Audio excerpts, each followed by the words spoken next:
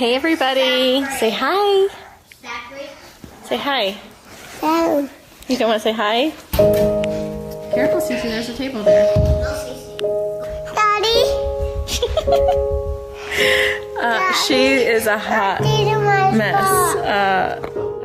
You have to take a leap of faith in yourself, no matter what it is in life. Like, take that leap of faith and know that you can do whatever you want to do.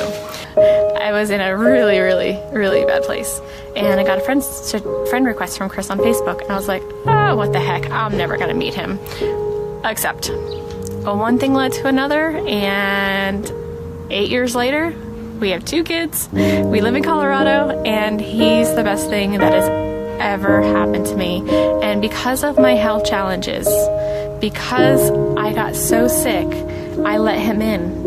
And he only knew me at that time. He knew me at my worst, and he accepted me.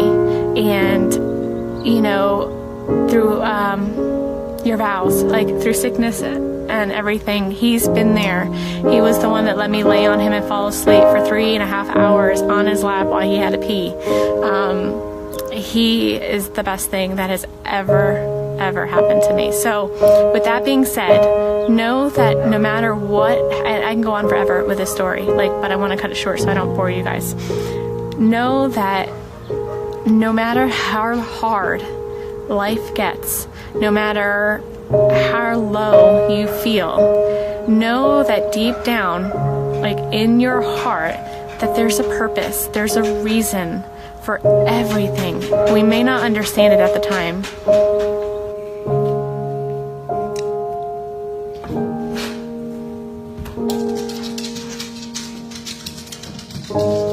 We did it again. I like that shirt. Really? Really? That's awesome.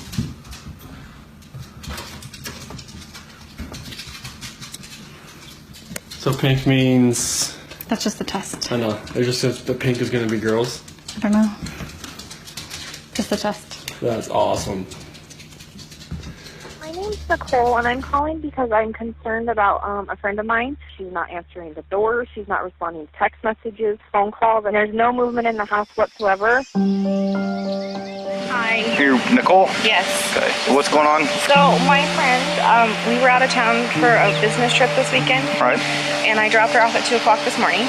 She's 15 weeks pregnant. She wasn't feeling well. And she had a doctor's appointment this morning at 9, and I told her to let me know if she needed me to take her. She's got 2 little girls. And she was very distraught over the weekend, wasn't eating normally or drinking, and we kept trying to force it on her because she's pregnant. Her husband and her supposedly are separating, but she didn't know this. She thought they were just having issues. He disclosed that to me today.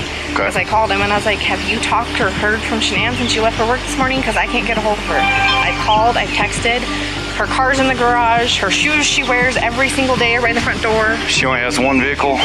No, they only have the one vehicle in his work truck. Okay, that's what I'm asking. There's not a... girls and went on a play date, but they're 4 and 2. She went on a play date. Why wouldn't she take in a car? They're both in car seats.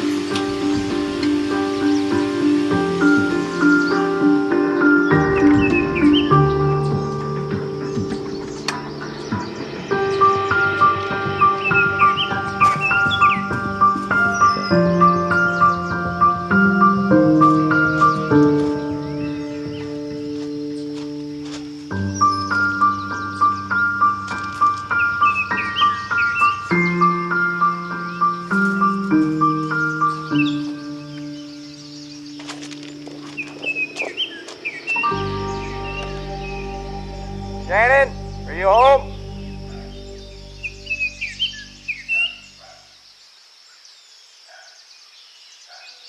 Police department, if anyone's inside, make yourself known.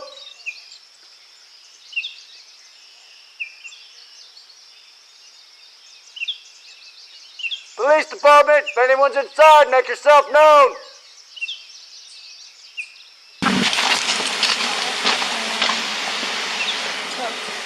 Is there a key code, Sandy, to open the garage from the outside?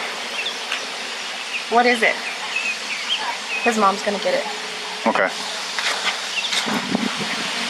Hey, Chris, Officer Coonrod for the police department. Pretty good. So, do you have any idea where your wife is? Yeah, I mean, I don't see anything out of place. I'm not hearing kids. I'm not hearing anything. Yeah, and all of her stuff is here, and I set off the alarm by trying to open the garage forcefully, and that didn't work. So, and their alarm's one of the ones where it goes off and it feels like it's making your ears bleed. Mm-hmm. So if she was in there, She should have heard it. yeah, she would have while she was sleeping, because they have little things on the wall on every room to go off. The neighbor has a camera system. Mm-hmm.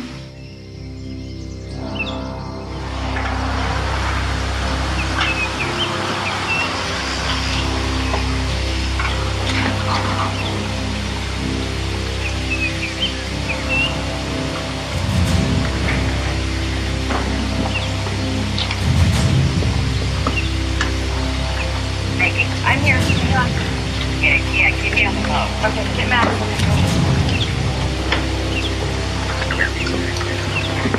Scott, how you doing? How's it going? So this is the only vehicle she would have? Only one that, yeah. She would drive? Okay.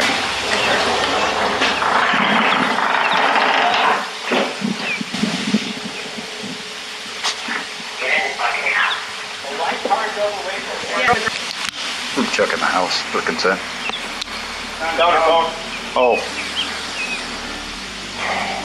Well, shit. Any friends that you know she would be hanging out with? I mean, I know, I guess her Amanda. her parents are out of state. Across country, North Carolina. Oh. Yeah, so that's not happening. She can play. All the girls blankies are gone. They're blankies they sleep with. They don't leave anywhere without them. Okay. Nothing else appears to be missing though, just No. stuff you'd take for a quick trip. You have full ring.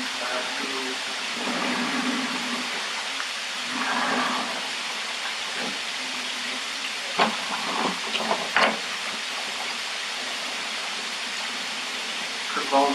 Her phone's here? Her phone's here. Does she work? Yeah, she works from home. Oh, from home? She works, this is her lifeline.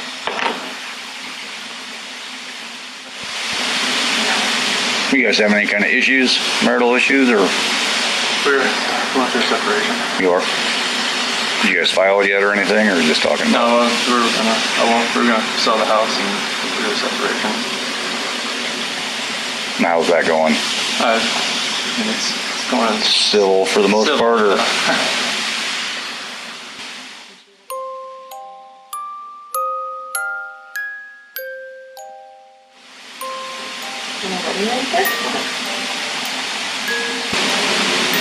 And there was no note or anything by the wedding ring? No. It didn't look like she went through and packed up No, I mean, a bag or anything. This and all that in the bottom, so it'd be kind of hard to tell if she took a little bit, or I mean, it'd be easy to tell if she took a lot, but it's hard to tell if she took a little bit or not. Okay. She tell you anything about leaving, moving out? Not moving out. I mean, the last time I talked to her was this morning. She said she's gonna take the kids to a friend's house, and then she asked where she was gonna be. And then I've texted her today and never heard anything. But cars here. Right. Are here. Unless somebody came and picked her up.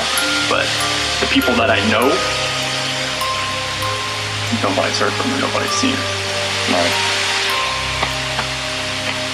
Definitely an odd one. I don't know what I can do right now. Should I drive around like the normal route that she would be? Where does she normally go to? I mean, just like drive where like she would normally take the kids to school. People that I know that live down, people that live, Kristen lives down that way. I mean, that's the only routes I know she would really take. She go to their house frequently, or? And not much, but.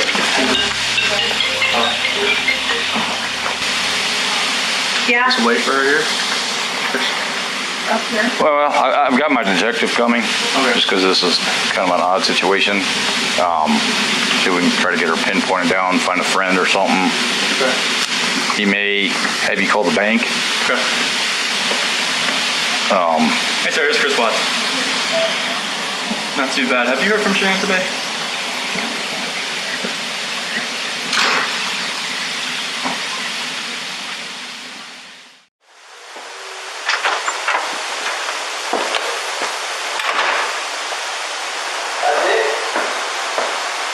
Nothing on there. What's that? Nothing on there. You just have to My camera. fasten the truck up to the drive. Lay down.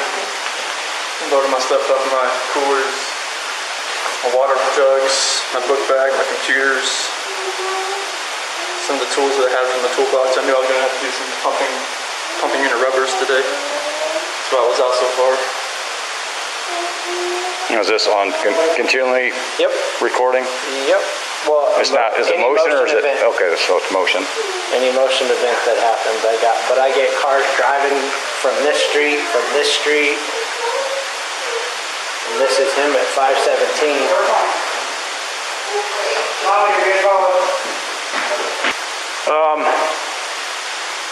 My detective just showed up, so he'll probably want to talk to you. He'd probably, like I said, he might have you call at the bank and see if there's any kind of activity. Because if there was any sort of action out there, His camera's I would have got it. Like Right. we had issues the other week when people were stealing stuff out of like garages and stuff like that, and I had parked my truck I had here. to park right here. Yeah. So someone, See if I could anything see where someone tried to jimmy with a flathead screwdriver over there, and it was just like.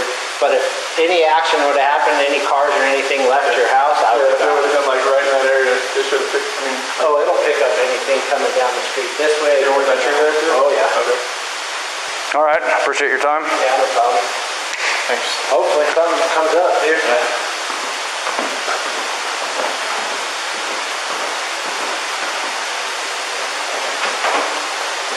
Mind if you just want to go talk to him? I'm going to get his info real quick. No. Shanann Watts and her two daughters, 3-year-old Celeste and 4-year-old Bella, vanished on Monday. Their startling disappearance triggering a statewide alert as police and the FBI focus on her home outside Denver, where she was last seen. When I got home yesterday, it was like a ghost town. Like, she wasn't here. Kids weren't here.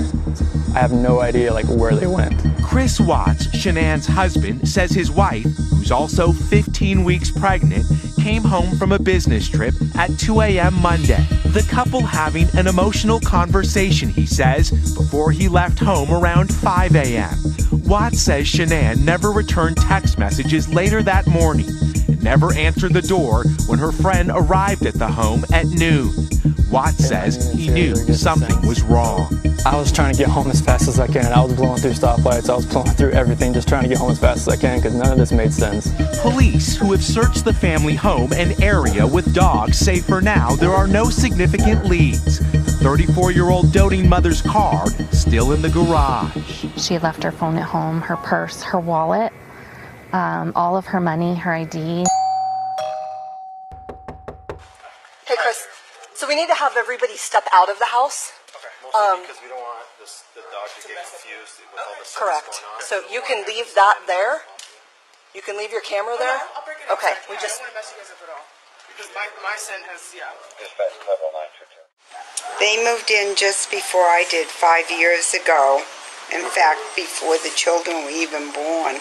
Okay. Yeah. How would you describe your relationship with them? Cordial. Cordial? Yeah. Okay. I saw the father. When did I see Dad? The end of last week, maybe? Okay. Yeah, I was asking him about the lawn, because my lawn has started to die, and, what are you doing to keep your lawn green? He told me.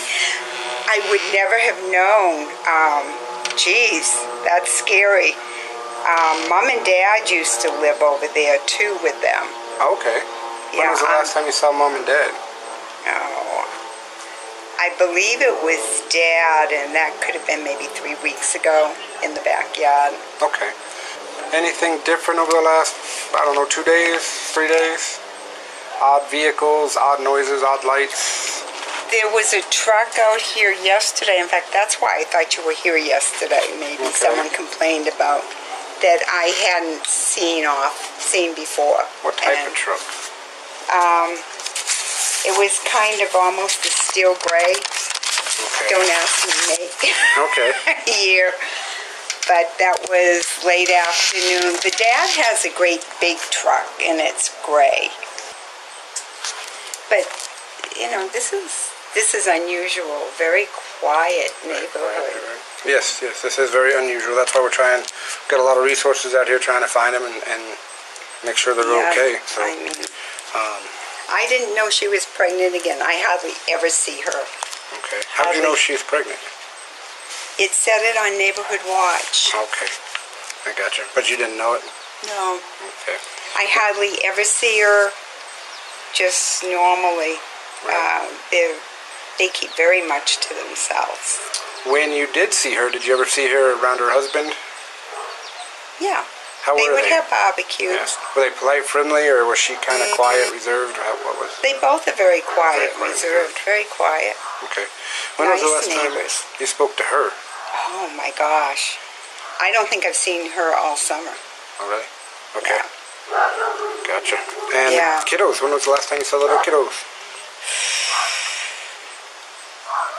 You're making me work my brain. I know, really digging deep in it. It could be 4 to 6 weeks since they've been out. They have all their little toys, but they don't go outside in the heat of the day. Gotcha. At least that's kind of what I notice, and they don't go outside unless an adult is there. Wonderful. I'm glad. I mean, yeah. They're too little to be out by themselves. Yeah, they are. What are they? 3 and 5, I think. Or 2 and 4, something like that. 3 and 4. 3 and 4. According to my pamphlet. Yeah. So. They're cute little things.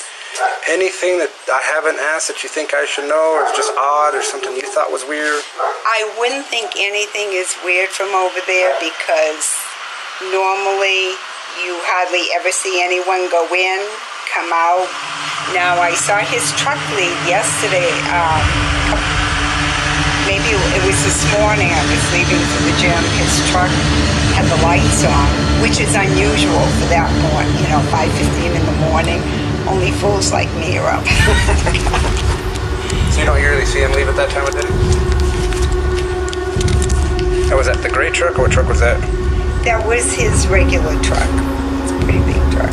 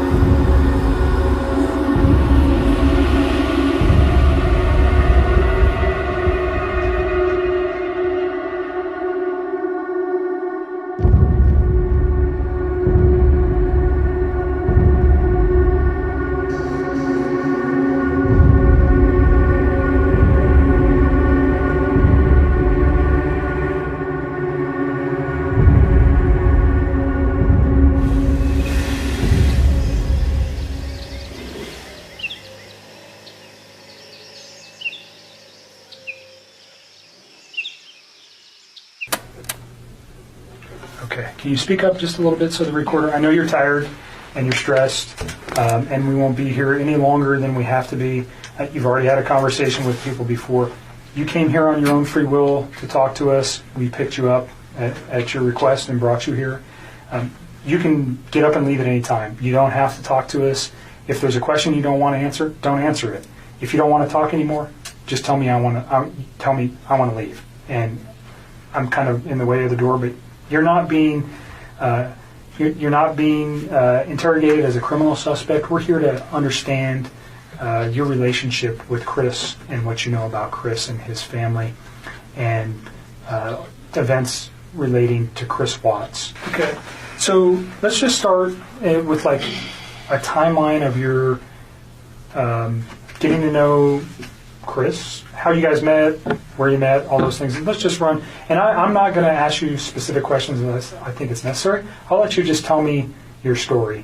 I think it's a little bit easier that way. So I just want to know how you met him, where you met him, how long you guys were dating.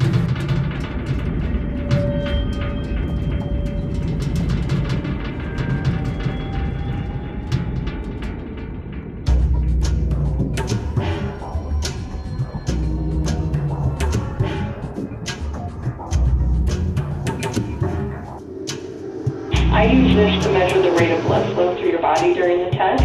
It was actually found it's much more, we get a much better reading if we put it on your calf instead of your arm, so are you okay?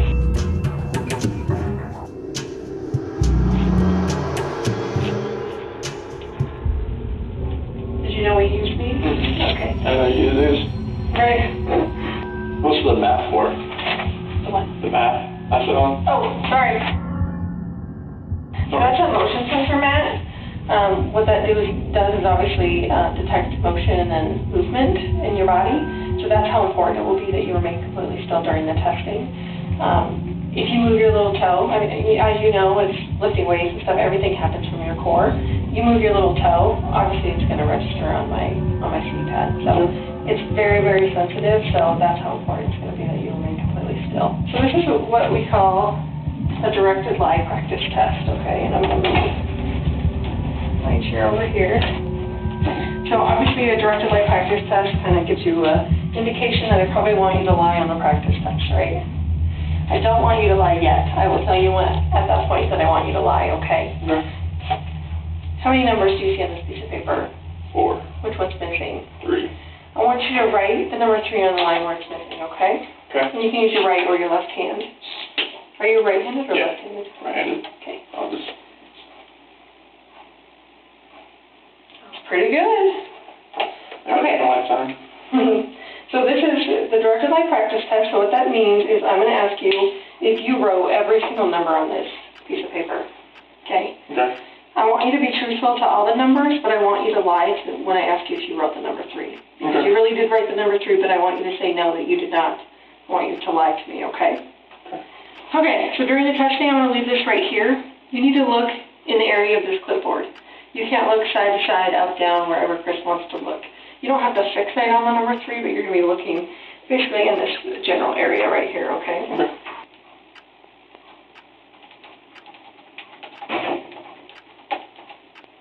So I will tell you when the test is going to begin, and then I will tell you when the test is going to end.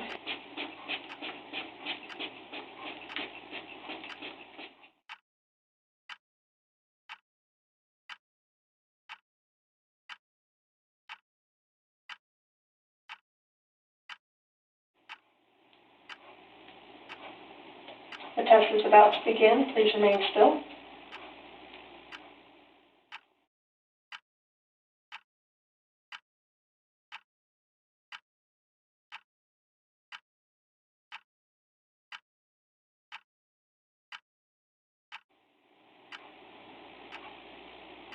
Regarding what number you wrote on the piece of paper, did you write the number 1?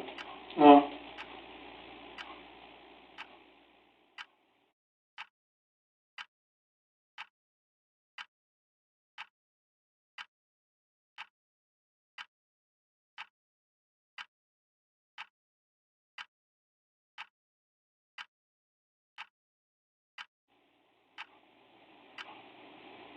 Did you write the number 2?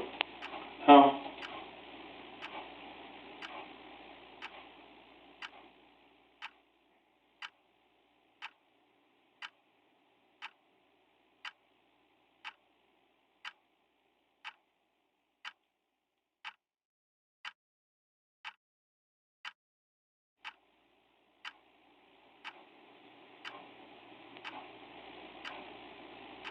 Did you write the number 3?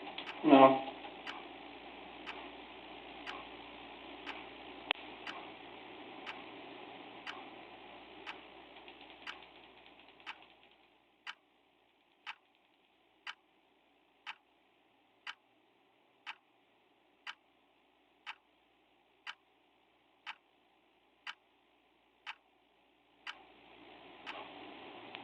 Did you write the number 4?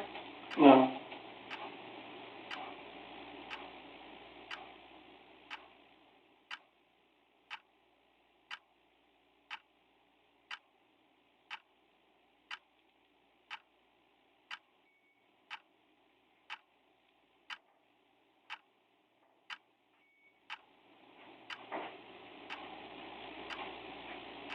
Did you write the number 5?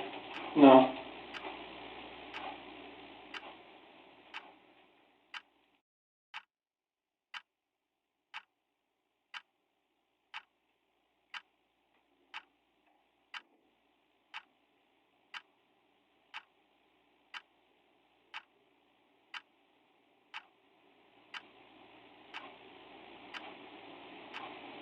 This portion of the test is complete. Please remain still while I take the instrument out of operation.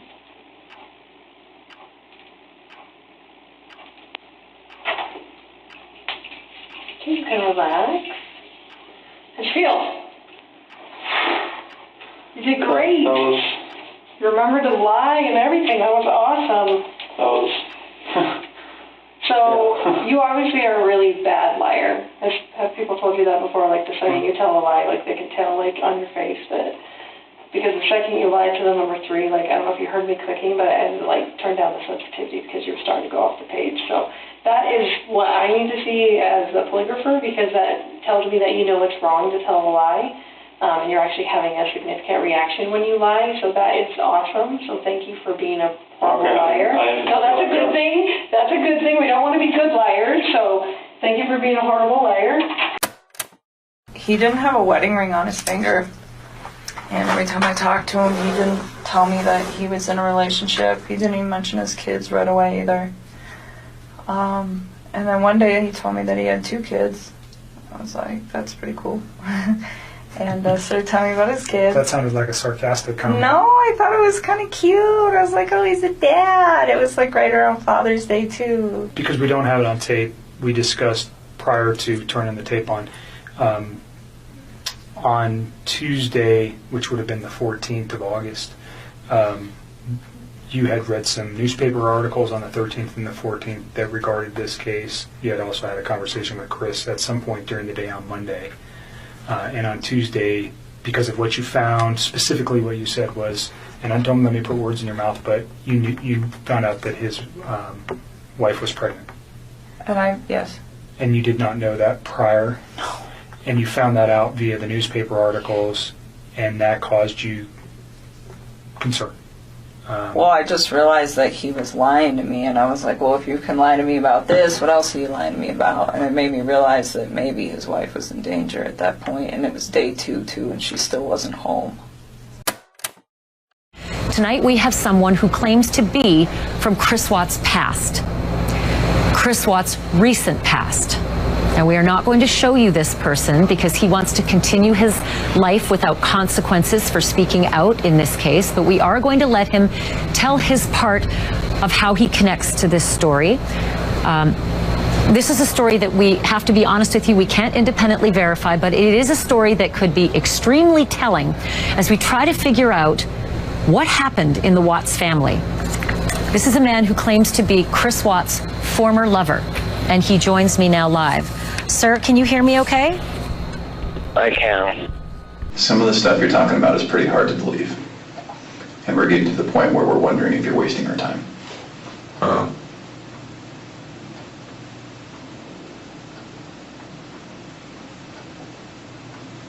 I mean, is there a question? Or, I mean, I don't know how you want me to respond to that. I don't know what else you want me to... These are the challenges that we have, right? You told us that you watched the video over and over, okay? So we know that you're aware of everything that's out there, and all you've talked about are things that anyone else knows. You haven't brought forth any information. You're having sex with a guy in his car, and you don't know anything about him other than what the public knows about him, okay? You took $60 from him. You were self-admitted booty call, and so now we're wondering if you're a hooker who maybe blew a guy who was a murderer and maybe feels guilty about it, or maybe feels like you're going to get in trouble about it. I don't know what's going on with you, but I don't know why you're here tonight. No, I'm not a hooker. So you already said, but you removed text messages? I deleted all of his stuff because he lied to me. I mean, that's what it was. It was the hurt that made me delete it, and then it was the lie that made me start questioning everything else he'd been telling me for the last few days. And that's when you decided to come forward? Yes. Okay. So just for context, yes. When people delete stuff off phones, usually we go, No, hold on a second. no. It And wasn't that's why I wanted malicious to- at all. It And I'm wasn't not saying malicious it's at all. He lied to me. It just hurt. Like, I had never felt like he'd ever lied to me before. And it was a big lie. I mean, telling somebody that you're in the midst of a divorce and then you have a wife that has a 15-week-old baby on the way is a huge, huge thing. And I was very taken back. And I was just, it was hurt. And so at that point, I deleted it. I had a few more quick things to say to him, and then I just got rid of him. That's literally what I did. I just cut him out of my life. It would have honestly been like a bad breakup kind of thing. Like, if none of this other stuff would have happened, that's what it would have been. That would have been the end of it. The information was not destroyed because there was anything in there that would be harmful to you or potentially to Chris at this point, but harmful to you in particular. That's not what you did. No. You did it out of, excuse my language, this guy's an asshole, so I'm getting rid of him, and I'm getting this stuff off my phone. That was like me kicking him out of my life. Okay. And then, like I said, and then realizing that he lied, that was when I was like, okay, maybe his family is in danger, and they're not coming back, and they're not staying with a friend. Okay, so you let me know when you're ready to begin. During this part of the test, I want you to focus on the back of the chair, okay? Not looking up, down, side to side, anything like that. I want you to do that. Was I doing that? Nope, you did great. But obviously the clipboard is gone now, so your area of focus is going to be like in this area, okay? Okay. All right, you ready? Do it. Okay, stay still. The test is about to begin. Please remain still.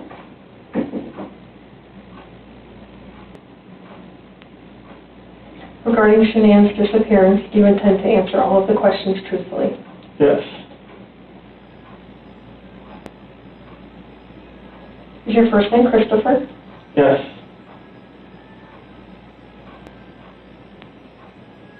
Did you physically cause Shanann's disappearance?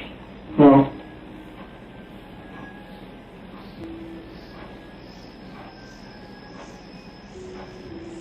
Were you born in 1985? Yes.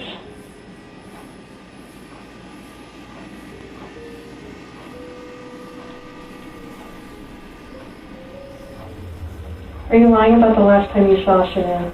No.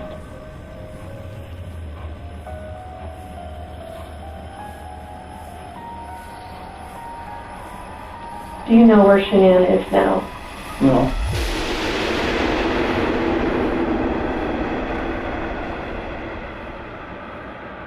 This portion of the test is complete. Please remain still while I take the instrument out of operation. Did he ever tell you that he loved you? Yes, he did. Did you ever tell him the same? A couple times. Notwithstanding that today, because those thoughts may have changed for you, but on, let's go Sunday into Monday or Monday, did you still love him on those days? I think it was something where it was like I said it a few times and I meant it, but he definitely felt the urge to say it to me a lot more than I did to him because it was just all very new to me, and I was like, take your time with this. Like, you don't need to like rush that, you know? Like, I remember when he was in North Carolina and he was like trying to patch things up with his wife and he told me he loved me, and I was like, don't say that to me. Like, please go try to fit. And I mean, and that might even be in the text too, where it's like, don't say those words to me and then go try to make peace with your wife and lay in bed with another woman. Like, just don't do that. And I was like, it's not that I don't appreciate what you're saying to me. It's like, it just didn't sit right for me, you know? So I just feel like... Almost like an insecurity where you had to say that to you? Or? I don't know. I think he like... looking back at all this now, I don't think he was trying to fix things with her. So saying, I love you, to me seemed like probably something that he genuinely meant. Like, I love this woman. And regardless of where he was going to end up that night. Go ahead. Go for it.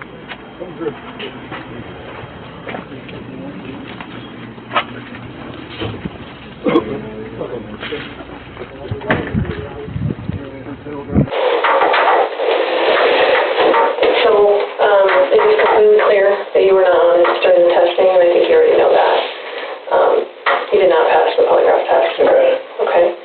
now we need to talk about what actually happened.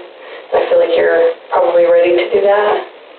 I didn't lie to you on that polygraph, I promise.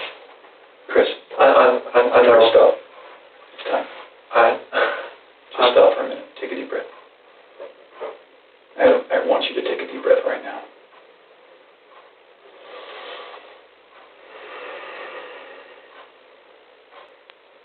We're not here to play games. We're not here to do any of that with you. We just want to know what happened. So can you start from the beginning and tell us what happened?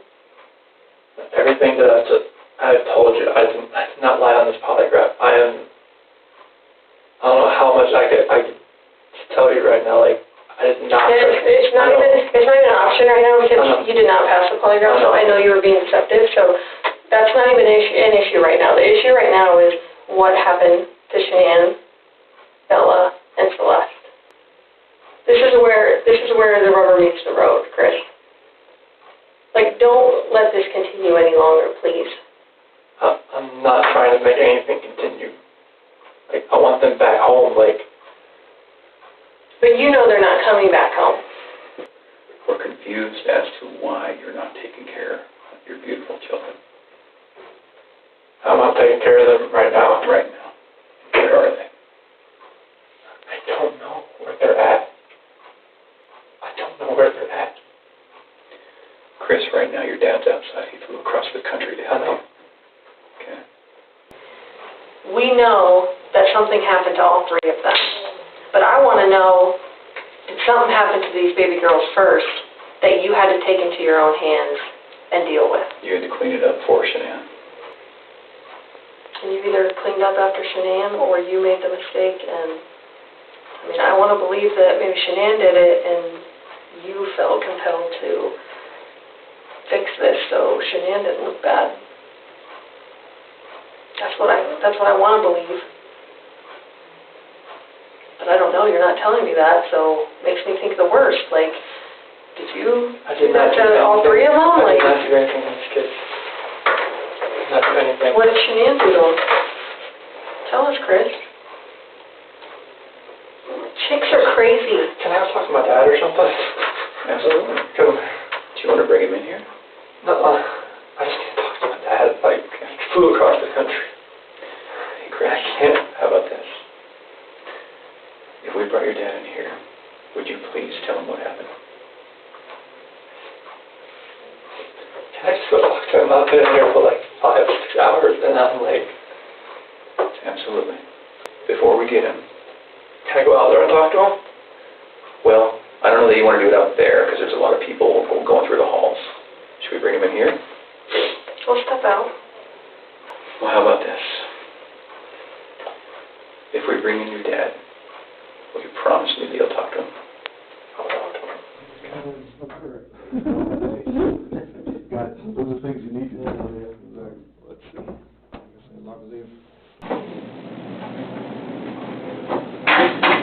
Hey, Chris, we're going to let you have however much time you need, okay? Okay. Anybody was in there or no? Yes. Okay. Tell us no wrong anything, or? This polygraph failed it. Is there any reason why they shouldn't? No, they know I had an affair. And they know. I can't complain about that. Anything else you want to tell me? What's going on, or what happened, or anything? Or you know anything about?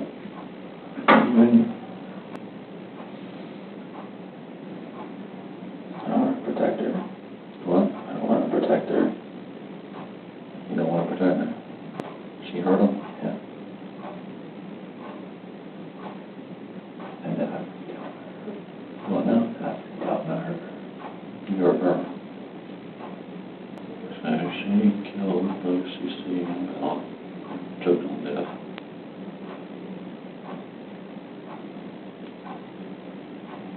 You lost it and choke her, or? Not just this. It's rage. So what did you do? Haul the bodies off or something? I mean, I didn't know what else to do. I freaked out. I didn't know nothing else to do.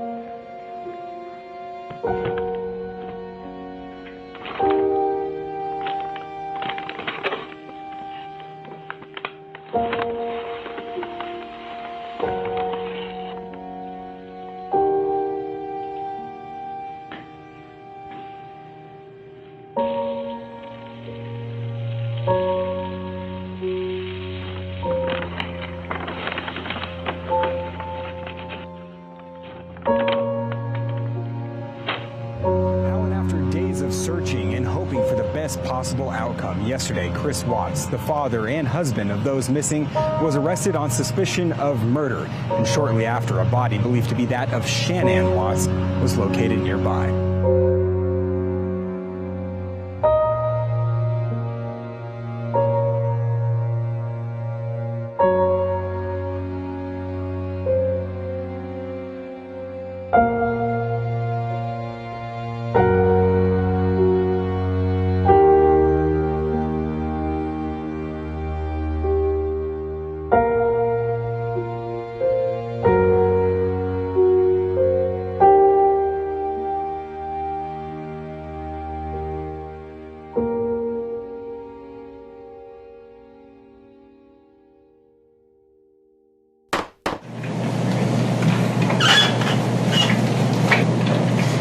So what I would like to do is explain the procedures that we're going to use regarding this sentencing hearing.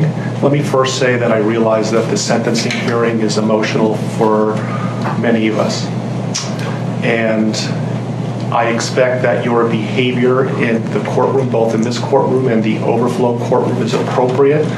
If the court determines that your demeanor, behavior while in the courtroom during the hearing is not appropriate, I have advised the deputies that I will be asking you to be escorted out of the courtroom. So please be mindful of your demeanor during the sentencing hearing. So these are the procedures that we are going to use for the sentencing hearing. First, the prosecution will have an opportunity to present evidence. Once the prosecution finishes, the defense will have an opportunity to present evidence.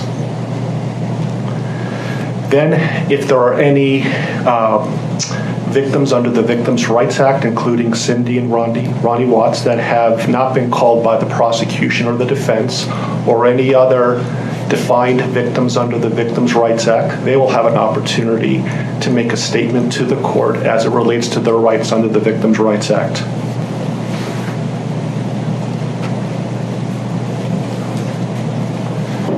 Good morning, Mr. Ruzick. Good morning.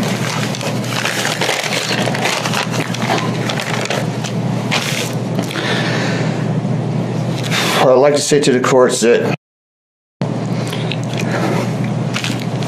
Shanann, Bella, and Nico are loving, caring people. They love life. They love being around people who love them. They always had good times. This is the first time they went to the beach this year, and they loved it. But God only knows what happened that night. Life will never be the same without Shanann, Bella, and Celeste and Nico. Had all their lives to live. They were taken by a heartless one. This is the heartless one, the evil monster, who dare you take the lives of my daughters Shanann, Bella, Celeste, and Nico. I trusted you to take care of them, not kill them. And they also trusted you. The heartless monster, and then you take them out like trash. You disgust me. They were loving and caring people.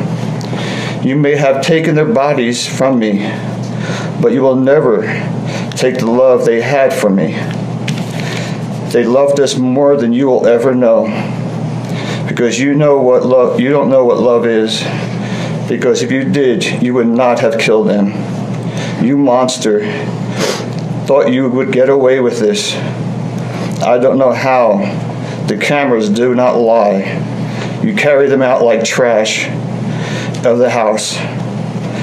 Yes, I seen the videotape. You buried my daughter Shanann and Nico in a shallow grave, and then you put Bella and Celeste in huge containers of crude oil. You heartless monster.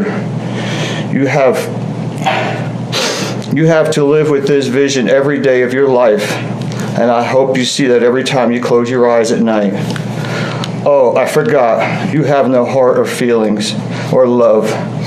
Let me tell you something. I will think of them every day of my life, and I love them every day of my life. Prison is too good for you. This is hard to say, but may God have mercy on your soul. I hope you enjoy your new life. It's nothing like the one you had out here. May the courts have no mercy on you. It's hard every day. It hurts in so many ways. I have heard people say that you're not a monster. No, you are not. You're an evil monster. Thank you.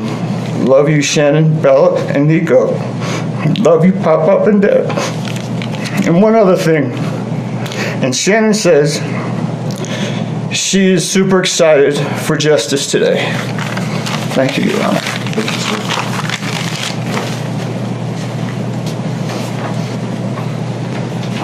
Your Honor, Frankie Rusick Jr., he has asked me to read his statement for him, but he would like to stand with me if that's okay. Of course. You went from being my brother, my sister's protector, one of the most loved people in my family, to someone I will spend the rest of my life trying to understand. What gave you the right to put your hands on a woman, let alone my best friend, my beloved sister, your daughters, and your son? Why weren't they enough for you? In the blink of an eye, you took away my whole world, the people that mattered to me the most. Everything in my life I loved, your children. They trusted you. They loved you. They looked up to you because you promised to keep them safe. Instead, you turned on your family. My blood is boiling as I write these last words because they are the last you will ever hear from me. I can't even think of the right words to describe the betrayal and the hate I feel. And to be honest, you aren't even worth the time and effort it takes to put my pen to this paper. There isn't a day that goes by that I don't cry for my family. They were my whole world. All I do is ask myself why. Why would you do this? You don't deserve to be called a man. What kind of person slaughters the people that love them the most? Did you really think you would get away with this? Did you really think that this was your best option, to throw away your family like they were garbage? They deserve better, and you know it. I hope you spend the rest of your life staring at the ceiling every night, being haunted by what you've done. None of us deserved this. Hearing my mother and father cry themselves to sleep in this hotel room causes me anguish that is beyond words. I can't describe how this feels, how badly my heart is breaking for my poor parents. We trusted you. You have taken away my family from this earth, but you can never take them from my heart. You took away my privilege of being an uncle to the most precious little girls I've ever known. I will never hear the words Uncle Frankie again, but you will never be called Dad again either. You'll never be able to put your hands on another woman, let alone my best friend, my beloved sister, and your son. I just can't comprehend how they weren't enough for you. Shanann, Bella, and Cece loved you more than anyone. You were their hero. How could you destroy the people who loved them the most? I pray that you never have a moment's peace or a good night's rest in the cage you'll spend every day of your life in. A cage you are privileged to live in because my family isn't evil like you. We begged the district attorney to spare your life because despite everything, we believe that no one has the right to take the life of another, even someone like you. I feel sorry for your family. I know the pain that they must feel knowing that they can't hug you, because that's how my mother, father, and I feel every time we cry for our family. Nothing hurts more than watching or hearing my family weep for their loved ones. I just wish that I could tell that you would tell the truth, but I know that that is asking for more than you are capable of. I stayed up all night writing this statement. I don't sleep because of you. My life will never be the same because of you, but at least my conscience is clear. I get to live free, but I can't say the same for you. I haven't slept in 2 days because I've been anxiously waiting for this moment, the moment I get to tell you how I feel, how this has affected my family and I. My family and I can finally grieve after today. If anything, we will come out of this stronger today than we were before, and we will continue to pray for your family. Sincerely, Frankie Rusick. My name is Sandra Rusick, Shannon's mother. I wanted to say thank you for this moment. I want to take a moment to thank everyone who has prayed for our beloved family, who has sent gifts, cards to us from all over the world. I know God will put the evil people where they need to be. I also want to take the time to thank the town of Frederick. Greeley, FBI, the DA's office, the CBI, for exceptional work. We thank Nicole Atkinson, Shannon's neighbor, Nathan, and his family. To me, they're our heroes. They really are. God bless. God makes no mistakes on who he puts in your life. Marriage is about love, trust, and friendship and unity. We marry for sickness and health, to death do us part. Our daughter Shannon loved you with all of her heart. Your children loved you to the moon and back. Shannon's family was her world. Shannon put a crown on your head. But unfortunately, the day that you took their life, God removed that crown. We loved you like a son. We trusted you. Your faithful wife trusted you. Your children adored you, and they also trusted you. Your daughter Bella Marie sang a song proudly. I don't know if you got to see it, but it was Daddy, You're My Hero. I have no idea who gave you the right to take their lives.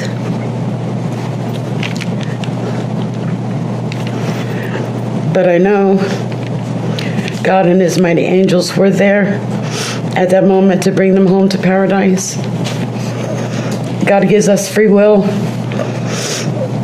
So not only did you take the family of four, your family of four, you took your own life. I want the world to know that our daughter and her children were so loved by us.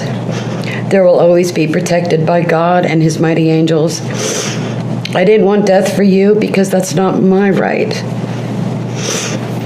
Your life is between you and God now, and I pray that he has mercy for you.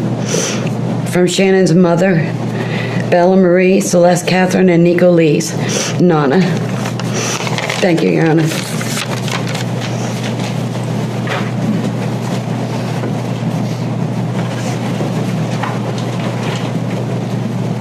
Your Honor, that's all the witnesses that I had intended on calling, and I know that the court addressed this during the procedural posture. I am aware that Mr. and Mrs. Watts would also like to address the court. I would certainly invite the court, if you want, at this point, to call upon them, or we can certainly do it after any evidence that the defense has as well.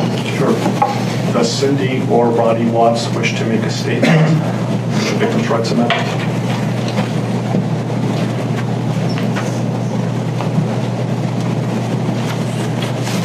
Ms. Towers. Good morning, Your Honor. And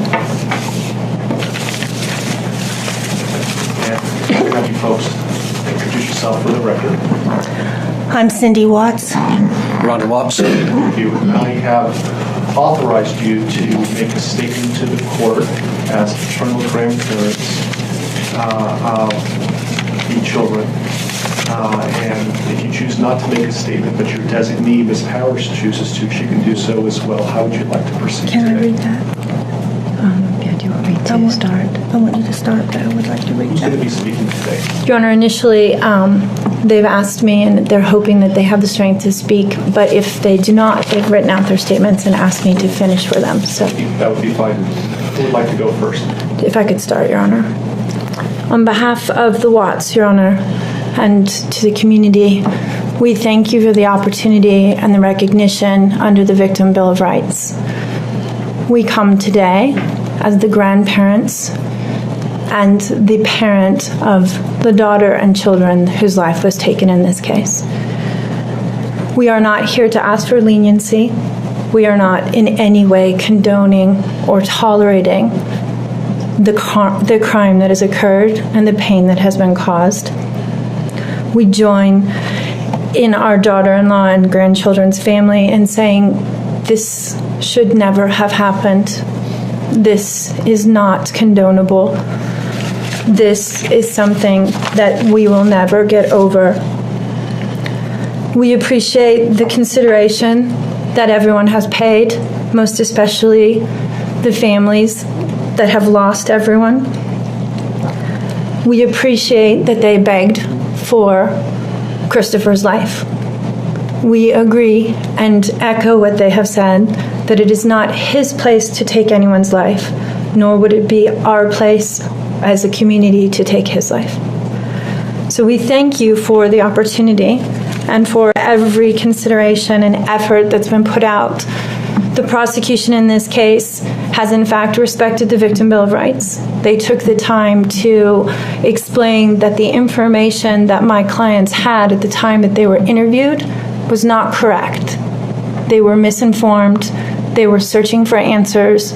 They were not intending to cause any pain to anyone, and they appreciate that the prosecution answered their questions and gave them the time and the respect and the consideration so that they could tell this court and everyone in this community that the interview content was not their message, that they accept that their son has done this, that they accept that he chose to plead guilty, that he sought and requested their consent and agreement for a life sentence. They appreciate that he is given the opportunity to serve that life sentence. It is his responsibility, it is his sentence, and it is not enough to make up for what has done. We understand and we join the family in that we have questions. We don't know how such a thing could possibly happen, or that a man that was responsible for raising his children and protecting his wife would take the steps that he did, and that he would disregard their bodies and the love that he had for them and they had for him and everyone else, and take the gestures and put this community through the investigation and the discovery and the responsibility of bringing justice. We do not understand that. We do not think it was appropriate. We cannot begin to think that an explanation will ever justify it. My clients indicate that they understand that a full opportunity for a confession with all of the responsibility and accountability has not occurred. And they support the family and the request that that happen, if not today, at an appropriate time, in an appropriate manner, so that everyone can have peace, to understand to the best of their ability the details that they need and to have their questions answered. And by giving this opportunity of a life sentence, we hope that he embraces that moment. That had the death penalty been pursued, there would not have been an opportunity to be accountable and to give a full confession. And had the death penalty been sought, counsel would have fought for his life, the prosecutors would have been engaged in a multiple-year battle, the families would have been torn apart, this community would have had to subsidize it and endure it, and we have so much respect and gratefulness that that did not happen. We would strongly encourage Christopher Watts to give that full confession in the tone and in the timing that he thinks is appropriate with the guidance of his counsel. We feel that it would be appropriate and helpful to ease the pain and the suffering. But we also say we don't think that there's anything that he can say that will ever account for his behavior. There's nothing that can be done to cure the harm he has caused. And he has the responsibility to serve his sentence with dignity and with regard for everyone, and to spend every breath that he has left in an atonement for what he has done. Do you want to read it? Yes. Can you state your name for the record? Cindy Watts. Thank you. My name is Cindy Watts. I am the grandmother of two beautiful granddaughters, Bella Marie, Celeste Catherine Watts. I am also the mother of Christopher Watts, who I will be directing most of my statement to. First, I'd like to begin by recognizing the absolute horror of this crime and acknowledging the devastating loss that both the Rusek family as well as our family have faced. Our families have been irreparably broken by the needless deaths of Shanann, Bella, Cece, and Nico. This is something we will never get over. We will always mourn the loss of our family, and in that we are united in our grief. I am still struggling to understand how and why this tragedy occurred. I may never be able to understand and accept it, but I pray for peace and healing for all of us. Now to my son Christopher, I have known you since the day you were born into this world.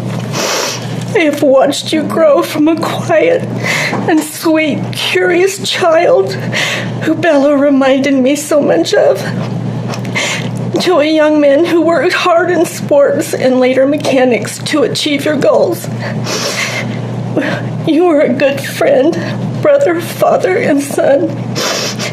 We have loved you from the beginning, and we still love you now. This might be hard for some to understand how I can sit here under these circumstances and tell you, although we are heartbroken, although we can't imagine what could have led us to this day, but we love you. Maybe you can't believe it either.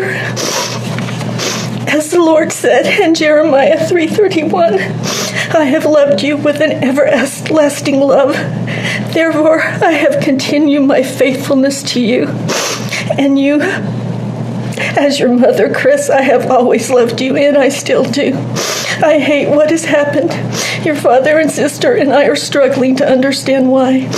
But we will remain faithful as your family, just as God remains faithful because of his unconditional love for us all. We love you, and we forgive you, son.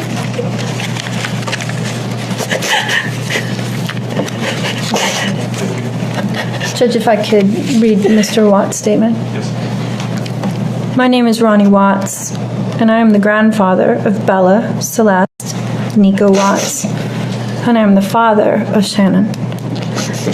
I am the father of Christopher Watts as well. And one of the most important things I've done in my life is to raise my children and to watch as they started their own families. I spent many years coaching Little League and talking to my son, taking him to the races, and sharing my love and knowledge of cars with him. He was just as involved with his girls. I believe he loves his girls. I know he does. This tragedy has impacted my family in so many ways. Beyond losing my precious grandchildren, our beloved daughter-in-law, we are forced to question everything. We still don't have all the answers, and I hope one day, Christopher, you can help us. Chris, I want to talk to you as a father and son. You are here today accepting responsibility, but I want to tell you this now. I love you. Nothing will ever change that, and I want you to find peace, and today is your first step. The Bible says if we confess our sins, God is faithful and just and will forgive us. Chris, I forgive you, and your sister forgives you, and we will never abandon you, and we love you. Dad. Judge, thank you for the opportunity to address the court.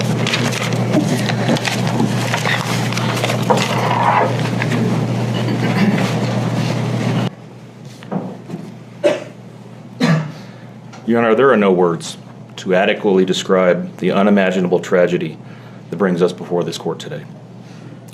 By my comments, I'm not even going to try to express the horror, the pain, or the suffering that the defendant has caused to these families, to this community, and to all who were a part of this investigation.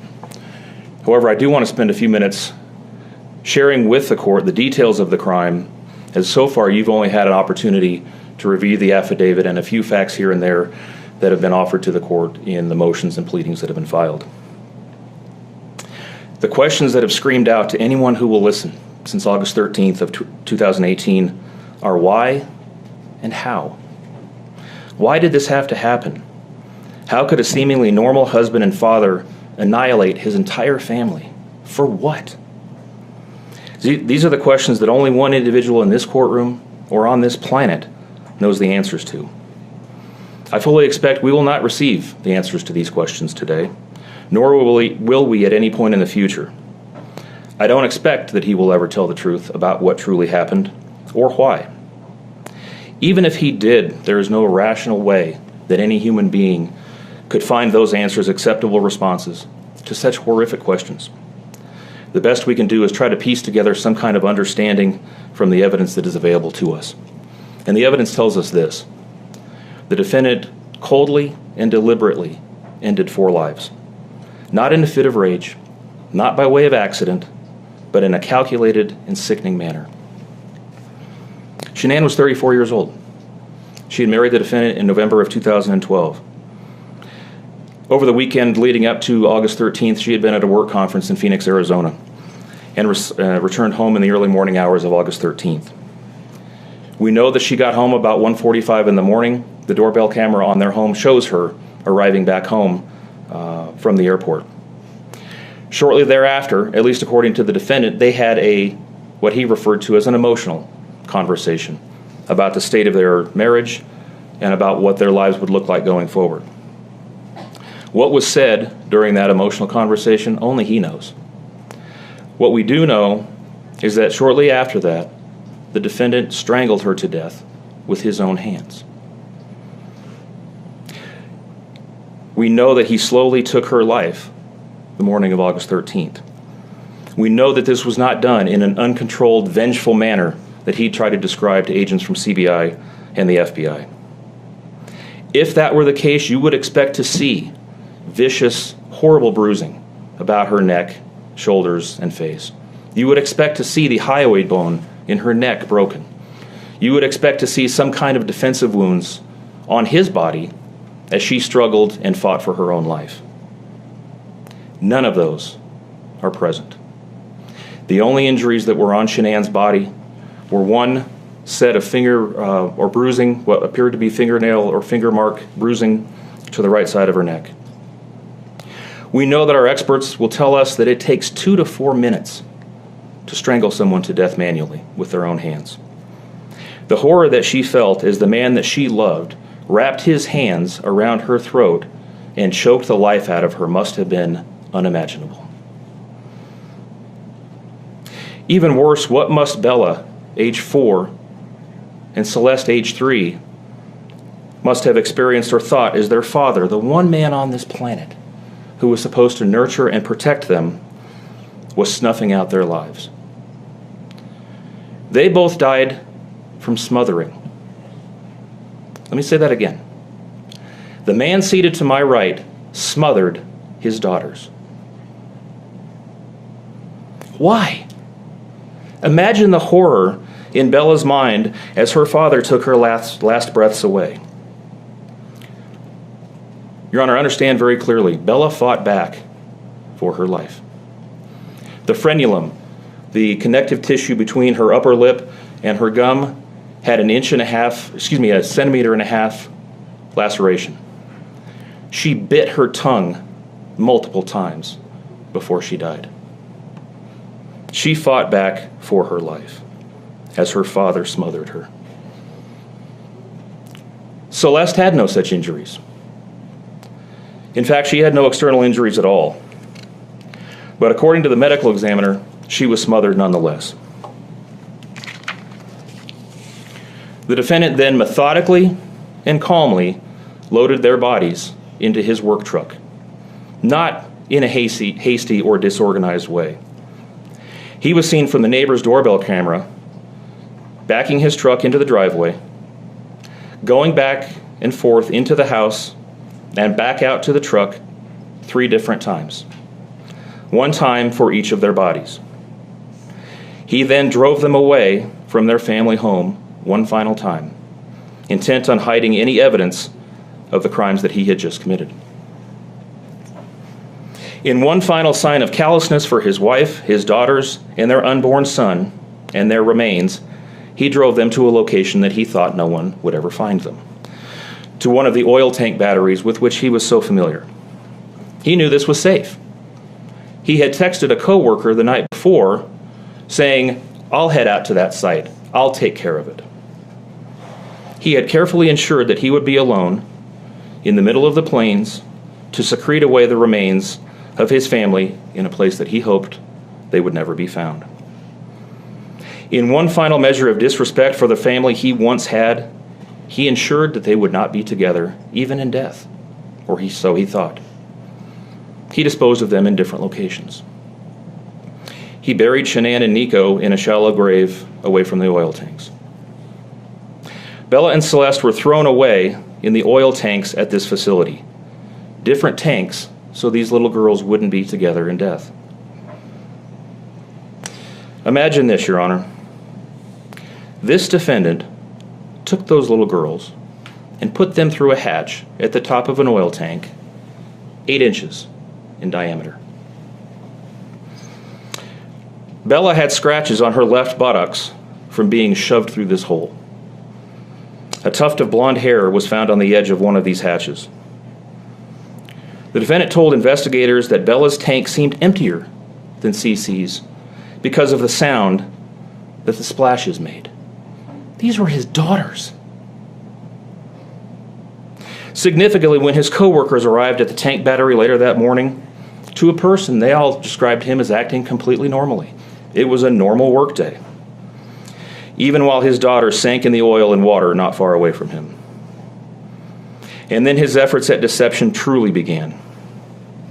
We've all seen the emotionless interviews that the defendant gives to the local media, asking for help in locating his family. We watched as he claimed that the house was empty without them, and that he hoped that they were somewhere safe, and that he just wanted them to come home.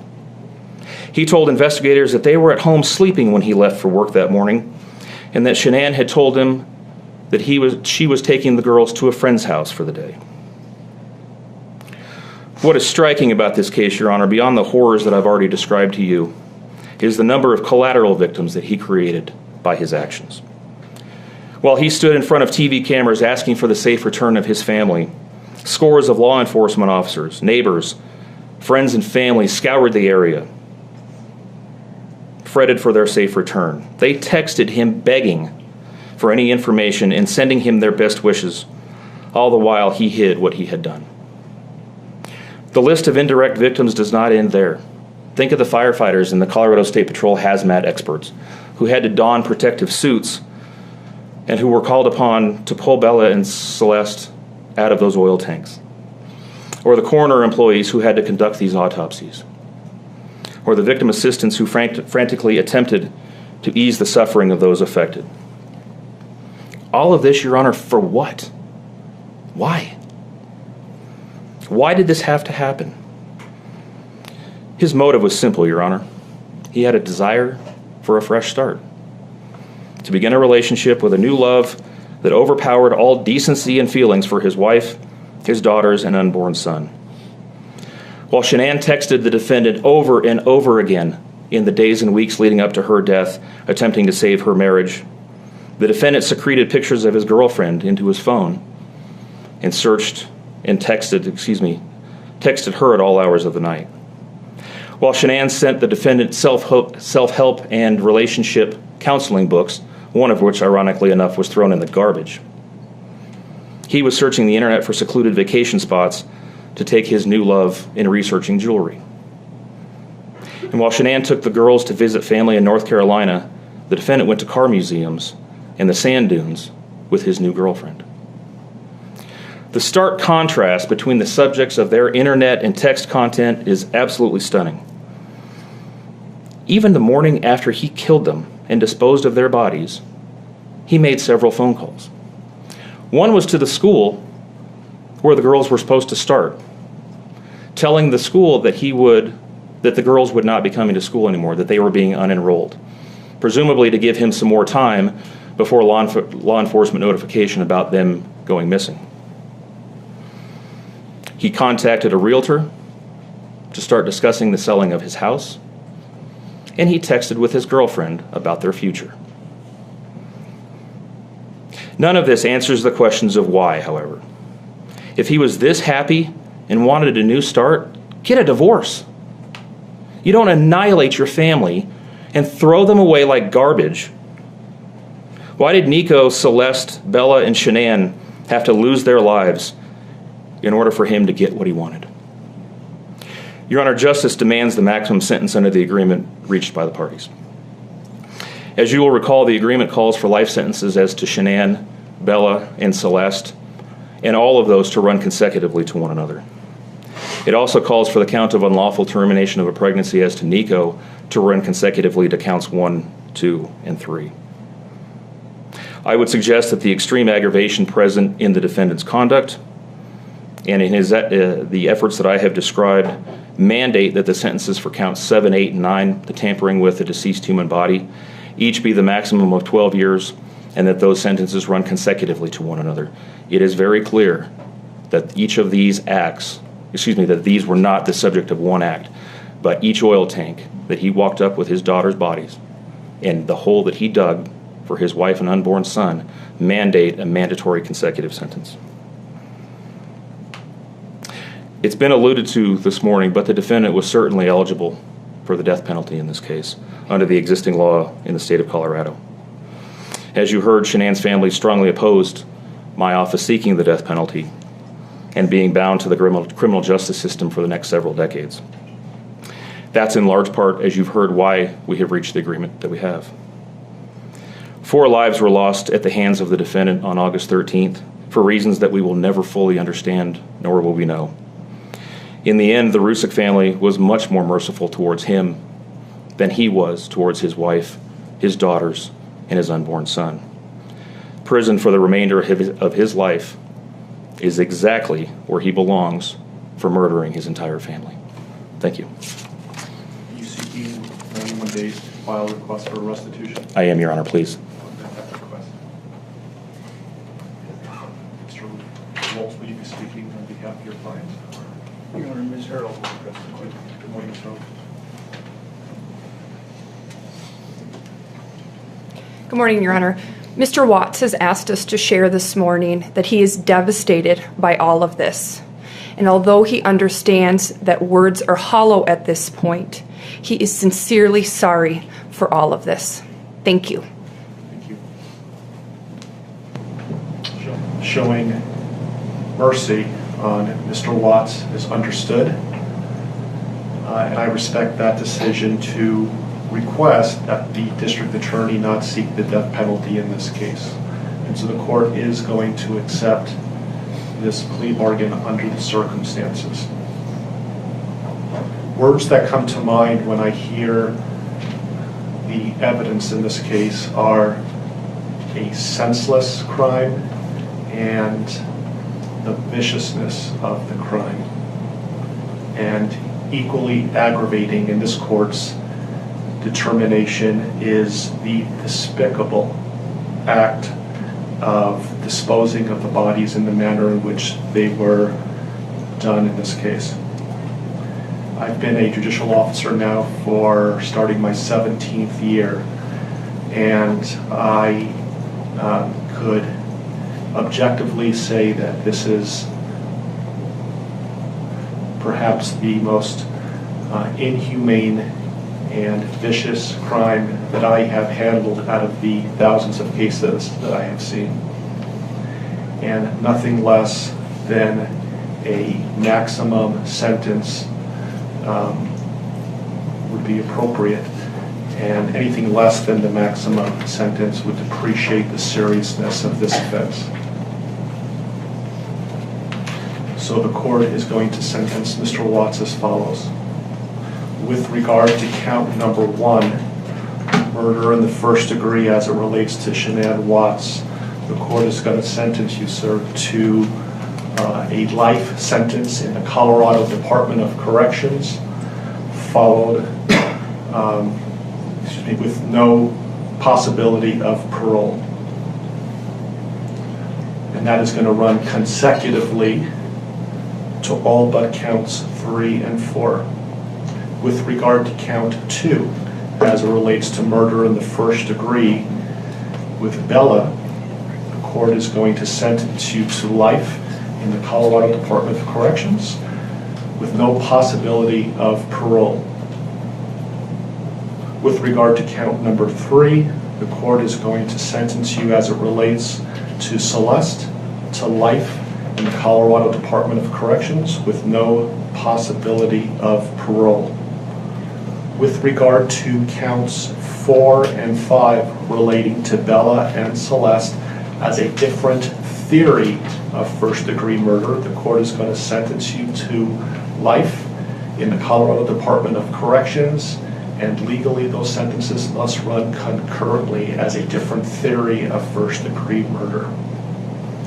Recognizing the unlawful termination of pregnancy for the unborn child that has been named Nico, the court absolutely believes that the maximum sentence of 48 years would be appropriate to run consecutive to the other charges, with an additional mandatory parole period of 3 years as set forth by statute. With regard to count number 7, as it relates to tampering with a deceased body, as well as counts 8 and 9, each a class 3 felony, the court is going to impose a maximum sentence of 12 years each for those counts to run consecutively to the other counts. The court is going to order that the statutory fees be paid and court costs. The court's going to grant the prosecution 91 days to file a notice of restitution, and that will be the sentence of the court. We will shortly be in recess. I would respectfully ask the parties that you remain in your seat. There is a plan by the deputies on allowing people to exit the courtroom, so please remain seated until you are authorized to leave the courtroom based on the direction of the deputies. Deputies, I would respectfully ask that you take this defendant into custody and have him serve the rest of his life in the Department of Corrections. We are in recess.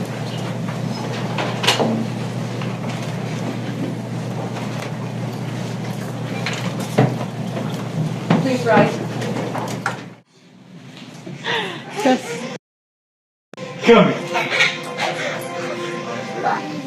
Come here. Chris. I don't want a video of you. Marie shoots across the scene as I leave. And gymnastics you want to do too? And dance? So we're going to work. That Bella, is that Santa Claus? Oh!